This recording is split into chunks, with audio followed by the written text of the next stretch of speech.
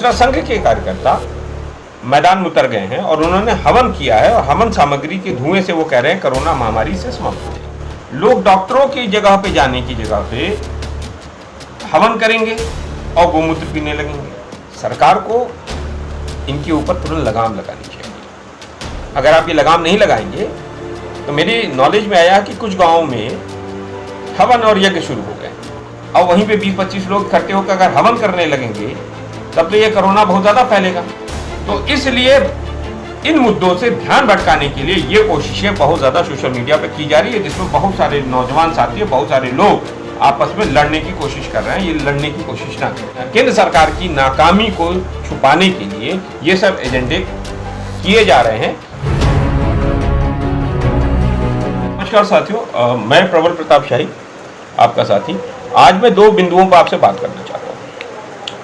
एक तो इस कोरोना काल में पहला विषय यह है कि इस देश के अंदर भारतीय जनता पार्टी के सांसद और कुछ विधायकों ने कहा है कि गोमूत्र पीने से कोरोना दूर हो जाएगा। कोरोना नहीं होता, पहली चीज। दूसरा, संघ के कार्यकर्ता मैदान में उतर गए हैं और उन्होंने हवन किया है और हवन सामग्री के धुएं से वो कह रहे हैं कोरोना महामारी से समाप्त हो जाएगी। तीसरी बात ये हुई है देश के अंदर कि जो हमारे टास्क फोर्स के थे जिन्होंने कोडिंग की थी, जेनेटिक कोडिंग की थी उस वायरस की, शाहिद जमील सलाहकार जो प्रमुख थे, उन्होंने इस्तीफा दे दिया। उन्होंने कहा कि हमारी वर्तमान में हमारे टास्क फोर्स का कि किसी भी सजेशन का या रिकमेंडेशन का सरकार ध्यान नहीं दे रही है। उन्होंने, ये वही व्यक्ति हैं जिन्होंने सरकार को मार्च में ही के प्रथम हफ्ते में ही बता दिया था कि कोरोना का दूसरी लहर आने वाली है, बहुत भयावह है।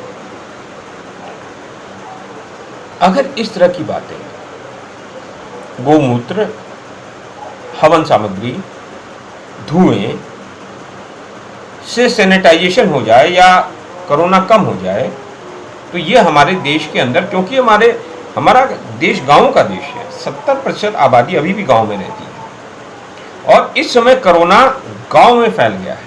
अगर इस तरह की बातें सांसद और विधायक भारतीय जनता पार्टी के करेंगे तो कितना बड़ा अंधविश्वास गांव में फैलेगा। लोग डॉक्टरों की जगह पे जाने की जगह पे हवन करेंगे और गोमूत्र पीने लगेंगे। आयुर्वेद का मैं विरोध नहीं कर रहा हूं, लेकिन आयुर्वेद की एक लिमिटेशंस है। इस समय वर्तमान में हमें डॉक्टर्स की ज़रूरत है। इस समय हमें वर्तमान में आईसीयू बेड्स की ज़रूरत है। इस समय वर्तमान में हमें वेंटिलेटर्स की ज़रूरत है, ऑक्सीजन सिलेंडर्स की ज़रूरत है, ऑक्सीजन कंसंट्रेटर्स की ज़रूरत है, वैक्सीन की ज़रूरत है। सरकार के जो ये विधायक और सांसद हैं, सरकार को इनके ऊपर तुरंत लगाम लगानी चाहिए। अगर आप ये लगाम नहीं लगाएंगे तो मेरी नॉलेज में आया कि कुछ गांवों में हवन और यज्ञ शुरू हो गए कोरोना महामारी को समाप्त करने के लिए। क्योंकि सांसद और विधायक जब इस तरह की गैर जिम्मेदाराना बयान देंगे तो लोग तो करेंगे, क्योंकि गांव के लोग बहुत भोले होते हैं। तो मैं तो मांग करता हूं सरकार से कि तत्काल अपने सांसदों और विधायकों को कहें कि इस तरह की गैर जिम्मेदाराना बयान ना दें। और संघ के कार्यकर्ताओं से भी कहता हूं कि इस तरह के हवन सामग्री को सड़कों पर ले जाकर धुआं छोड़ने से भी महामारी समाप्त तो नहीं होने वाली। अगर आपको उसकी जगह करना है तो आप सैनिटाइजेशन करिए ना, सैनिटाइज करिए रोडों को। तो सैनिटाइज आप कैसे कर सकते हैं? आप सैनिटाइज कर सकते हैं तमाम जो नगर निगम से पाउडर्स आते हैं उनको अपनी गाड़ियों में लगाइए, सैनिटाइज करिए। ब्लीचिंग पाउडर छिड़किए जाके आप अस्पतालों में, ये भी तो आप कर सकते हैं, लेकिन आप कर नहीं रहे। आप दवाइयाँ दीजिए। इस समय गाँव में paracetamol, ivermectin, doxycycline, vitamin C, multivitamin, zinc की गोलियों की ज़रूरत है। जो कोरोना की करीब करीब यही दवाएं, आजकल कोरोना जब होता है तो डॉक्टर्स यही सब दवाएं देते हैं। इन सब दवाओं का वितरण शुरू हो, किट बनाइए, पहुंचाइए, लेकिन ये तो काम आप कर नहीं रहे।